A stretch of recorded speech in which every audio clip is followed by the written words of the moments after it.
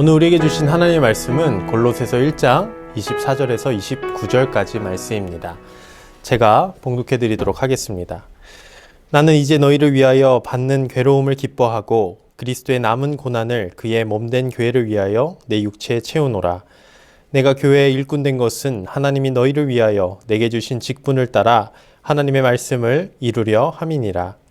이 비밀은 만세와 만대로부터 감추어졌던 것인데 이제는 그의 성도들에게 나타났고 하나님이 그들로 하여금 이 비밀의 영광이 이방인 가운데 얼마나 풍성한지를 알게 하려 하심이라.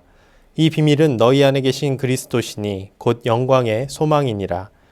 우리가 그를 전파하여 각 사람을 권하고 모든 지혜로 각 사람을 가르침은 각 사람을 그리스도 안에서 완전한 자로 세우려 함이니 이를 위하여 나도 내 속에서 능력으로 역사하시는 이의 역사를 따라 힘을 다하여 수고하노라.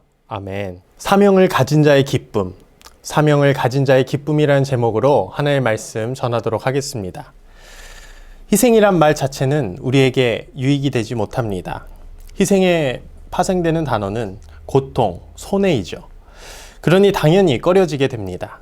불편한 것이 되고 귀찮은 것이고 그 희생의 덩어리가 커지면 커질수록 그것은 불편함을 넘어서 두려움이 생기게 합니다. 결국 우리는 희생을 피하려고 하죠. 이것은 우리의 본능, 본성입니다. 하지만 그 희생의 목적이 있다면 어떨까요? 예를 들어 부모가 자녀를 위해 희생한다면, 자신의 삶을 바쳐서 자녀가 잘 되기를 바라며 자녀를 위해 헌신된 삶을 산다면 그것은 두려움을 넘어서 당연히 해야 되는 부모의 도리가 되는 것입니다. 희생을 하지 않으면 부모라고 할 수 없죠. 이제 희생은 피하는 것이 아니라 그것은 부모의 사명이 되는 것입니다. 또 다른 예로는 소방관을 들 수 있을 것 같습니다. 소방관의 임무는 화재를 진압하는 것입니다. 또 화재를 진압하는 것뿐만 아니라 그 불길 속에서 생명의 위협을 받고 있는 사람들도 구출해야 할 때가 있습니다. 하지만 거기에는 당연히 위험이 따르죠. 자신의 생명을 걸고 다른 생명을 구해야 하는 일을 해야 한다는 겁니다. 희생이 있기에 소방관은 숭고한 직업이 된다는 것이죠. 하지만 그 소방관이 위험을 감수하지 않는다면 분명 그 소방관은 큰 비난을 받게 될 것입니다. 많은 사람들이 소방관에게 원하는 것, 그리고 소방관에게 기대하는 것은 위험을 감수하는 희생 정신이라는 거죠.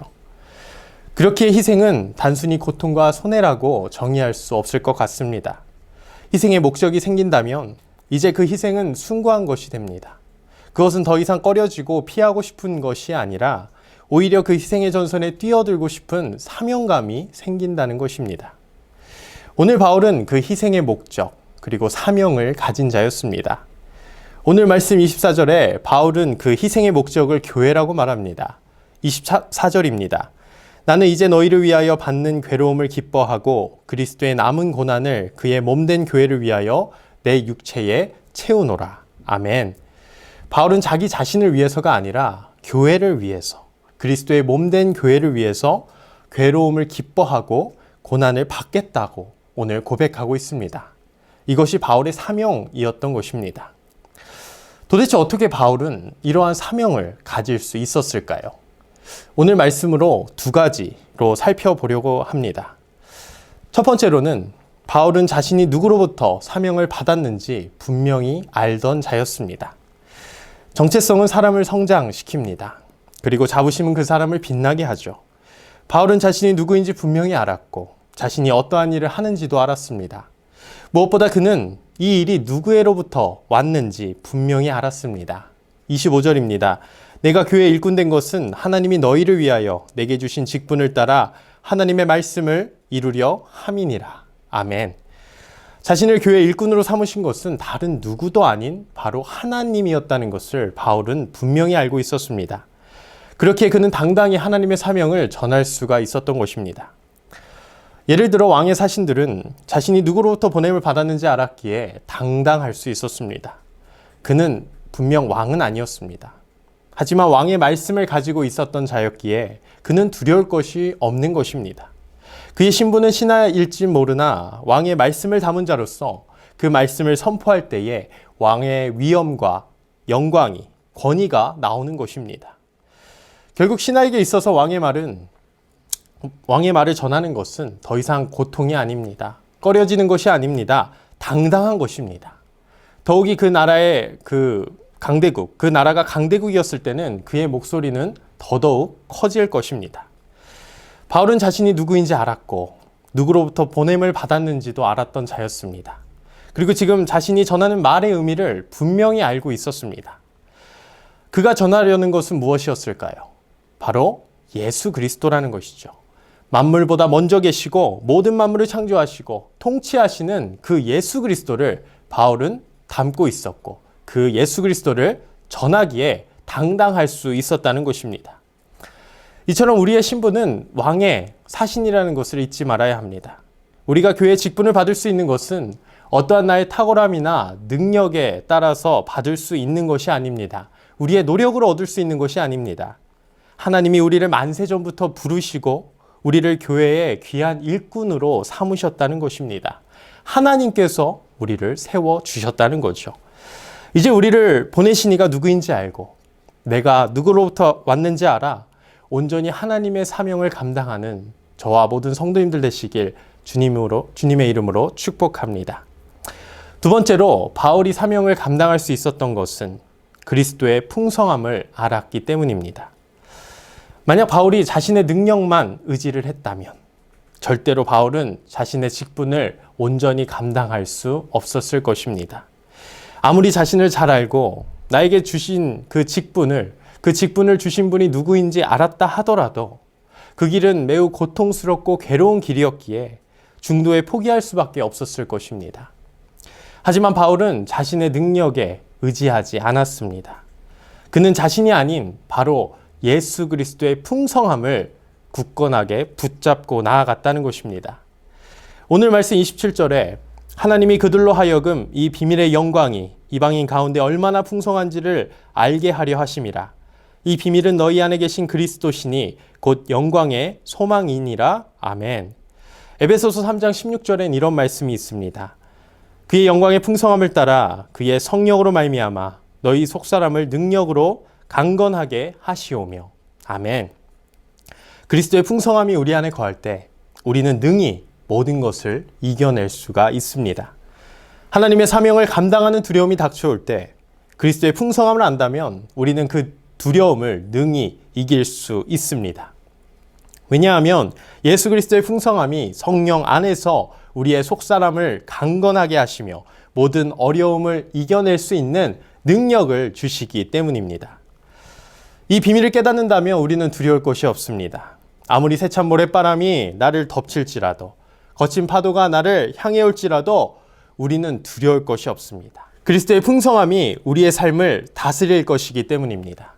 그 그리스도의 풍성함이 우리의 유일한 소망이 될 것이기 때문입니다. 오늘 바울처럼 이 그리스도의 풍성함이 우리의 삶을 이끄는 저와 모든 성도님들 되시길 주님으로 축복합니다. 이렇게 바울이 하나님이 주신 사명을 가지고 예수 그리스도를 전할 때 어떤 일이 일어날까요? 바로 그리스도 안에서 완전한 자가 세워지게 됩니다. 28절입니다. 우리가 그를 전파하여 각 사람을 권하고 모든 지혜로 각 사람을 가르침은 각 사람을 그리스도 안에서 완전한 자로 세우려 함이니. 아멘. 우리가 사명을 가지고 예수 그리스도를 전할 때 그 예수 그리스도를 받은 자들은 완전한 자로 세움을 받게 됩니다. 여기서 완전한 자란 성숙한 자입니다. 그리스도 안에서 성숙하고 완전한 자, 그리스도를 닮은 자를 우리는 계속해서 세워 나갈 수가 있다는 겁니다. 그렇게 성숙한 자가 세워져 나가면 자연스럽게 그리스도의 몸된 교회는 단단해지고 견고해질 것입니다.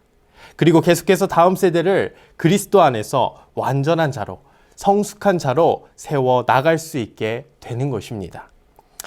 사랑하는 성도 여러분, 오늘 바울의 고백처럼 괴로움을 기뻐하는 자들이 되시길 바랍니다. 예수 그리스도 안에서 받는 괴로움은 단순히 희생이 아닙니다. 단순한 희생이 아니라 사명인 것입니다. 자신이 누구로부터 왔는지, 누구로부터 직분을 받았는지 알고 그리스도의 풍성함 속에서 하나님의 교회를 든든히 세워나가는 성도님들 되시길 바랍니다. 그렇게 나아갈 때 교회 안에 그리스도의 풍성함이 넘쳐 흐르게 될 것입니다. 그 풍성함은 그리고 계속해서 우리의 다음 세대들에게 전달될 것입니다. 이 사명을 온전히 감당하여 바울처럼 하나님께 귀하게 쓰임받는 저와 모든 성도님들 되시길 주님의 이름으로 축복합니다. 마지막으로 29절의 바울의 고백을 읽고 마치도록 하겠습니다.